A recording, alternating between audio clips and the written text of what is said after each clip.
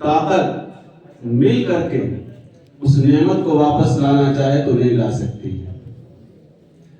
جیسے اللہ رب العزت نے ہمیں ہاتھ اور پیر عطا کیے ہیں، خدا نہ خواستہ اگر کسی آدمی کا کوئی پیر ضائع ہو جائے، ساری دنیا مل کر اس جیسا پیر اگر بنانا چاہے تو نہیں بنا سکتی ہے۔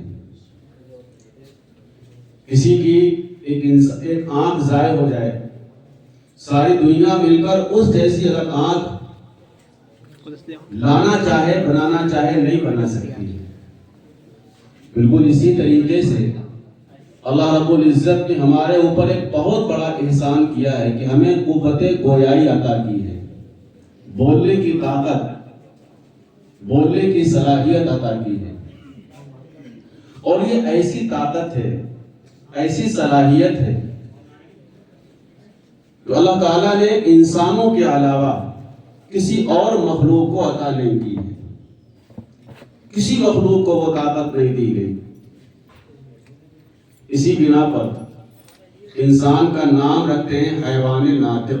ایسا یہ جاندار ہے جو اپنے مافی ضمیر کو، اپنے دل کی بات کو مختلف انداز میں، مختلف طریقوں سے مخاطب کے سامنے بیان کر سکتا ہے۔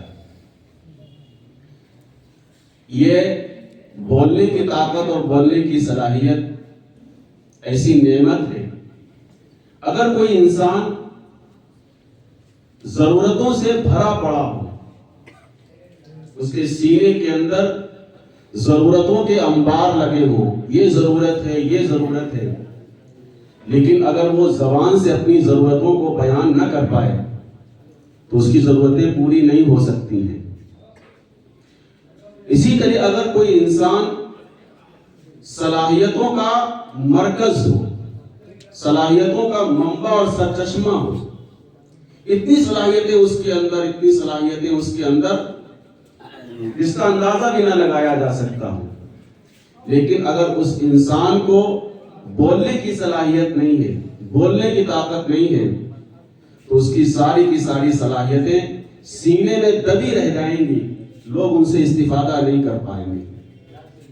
افادہ اور استفادہ، اپنی بات سے دوسروں کو فائدہ پہنچانا اور دوسروں کی بات سے فائدہ اٹھانا، اس کے لیے قوت گویائی کا ہونا بہت ضروری ہے۔ طلباء عزیز،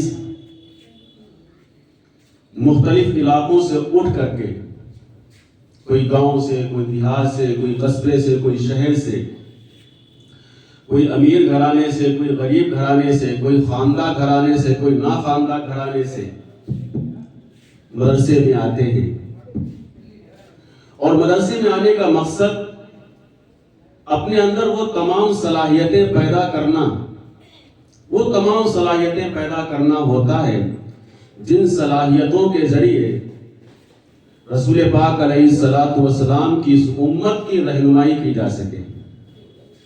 رسول پاک علیہ السلام کا وہ مقدس دین جو آپ نے 23 سال کے طویل عرصے میں آہستہ آہستہ کر کے مصیبتوں کو جھیلتے ہوئے، پریشانیوں کو برداشت کرتے ہوئے امت تک پہنچایا ہے، اس دین کو صحیح طریقے سے، صحیح انداز میں دوسروں تک پہنچایا جا سکے، وہ تمام صلاحیتیں۔ چنانچہ بچوں کو حافظ قرآن بنایا جاتا ہے، اور حافظ قرآن بنانے جانے کے ساتھ ساتھ قرآن پاک تجوید کے ساتھ، مخارج کے ساتھ پڑھنے کا سلیقہ بتلایا جاتا ہے، تاکہ یہ حافظ قرآن بن کر قرآن پاک کے الفاظ کو ان الفاظ کو جو پیغمبر علیہ السلام کی زبان مبارک سے نکلے اور جس انداز میں نکلے، اسی انداز میں قرآن پاک کے الفاظ کو امت تک پہنچا سکے۔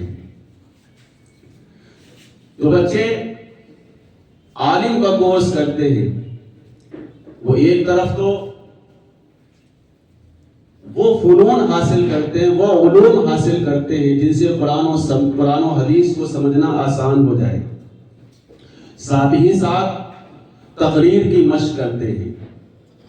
تقریر کی مشق اس بنیاد پر کرتے ہیں کہ لوگوں کو قرآن و حدیث کے جو معانی ہیں، قرآن و حدیث کا جو مفہوم ہے، وہ صحیح طریقے سے اچھے انداز میں سمجھایا جا سکے، اچھے انداز میں سمجھایا جا سکے۔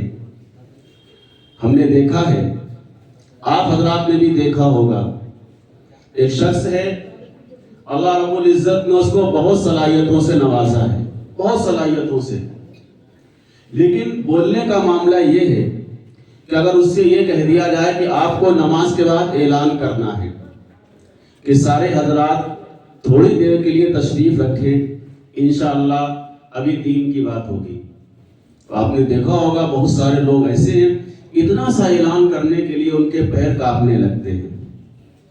بات تھوڑی سی ہے لیکن وہ مجمع کے سامنے صحیح طور پر بیان نہیں کر سکتے۔ ایسے لوگ عوام میں بھی ہوتے ہیں اور ایسے لوگ علماء کے اندر بھی ہوتے ہیں۔ اس لیے تقریر کی مشق کرائی جاتی ہے تاکہ بولنے کی جو صلاحیت دلوں کے اندر پوشیدہ ہے، جو انسان کے اندر فطری طور پر رکھی گئی ہے، وہ صلاحیت نکھر کر کے سامنے آ جائے، اجاگر ہو کر کے سامنے آ جائے۔ اللہ رب العزت نے ہر انسان کو صلاحیتوں کا خزانہ بنایا ہے، صلاحیتوں کا خزانہ۔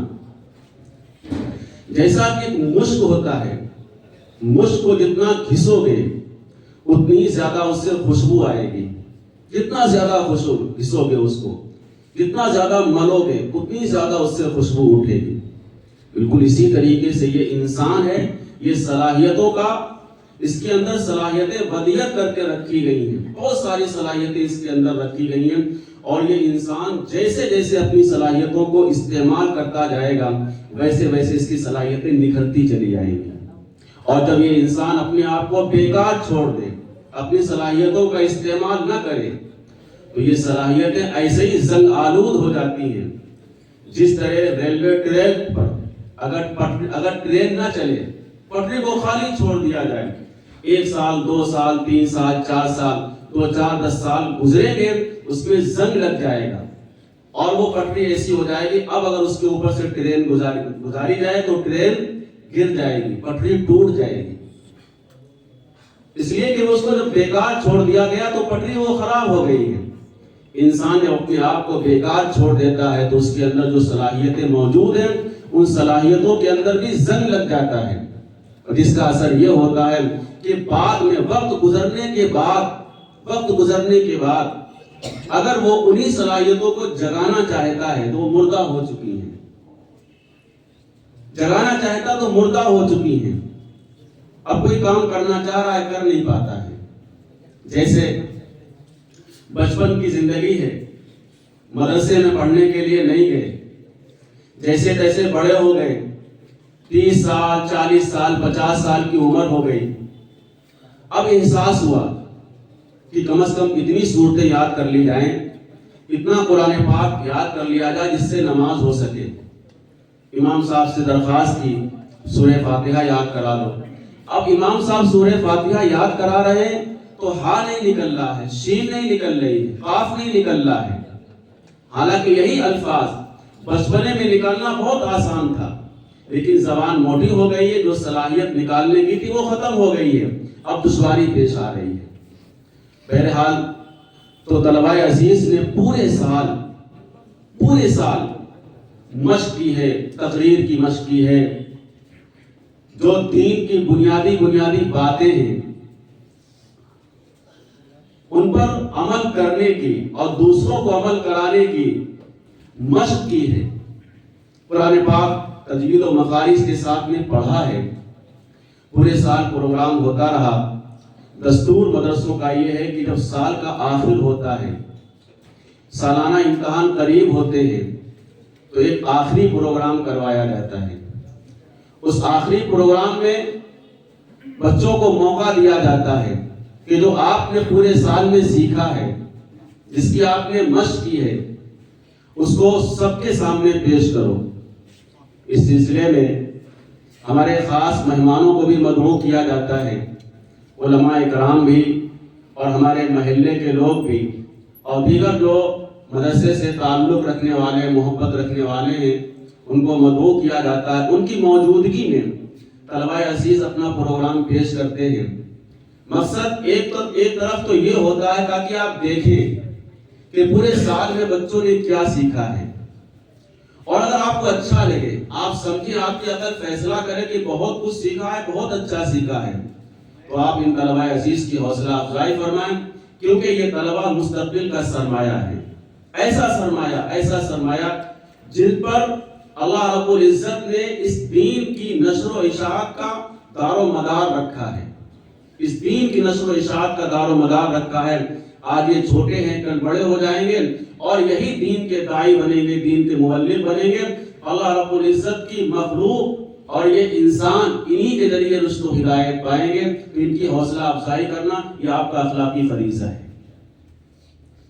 اب جیسا کہ آپ حضرات کو معلوم ہوگا کہ آج کے ہمارے اس پروگرام میں جو مہمان خصوصی ہیں حضرت مولانا انعام احمد صاحب قاسمی دامت برکاتہم العالیہ، حضرت والا محتاج تعارف نہیں ہے. تقریباً سبھی لوگ ان کے بارے میں جانتے ہیں. تھوڑی دیر میں تشریف لانے والے ہیں. بچوں کے پروگرام کے بعد میں ان کا پروگرام ہوگا.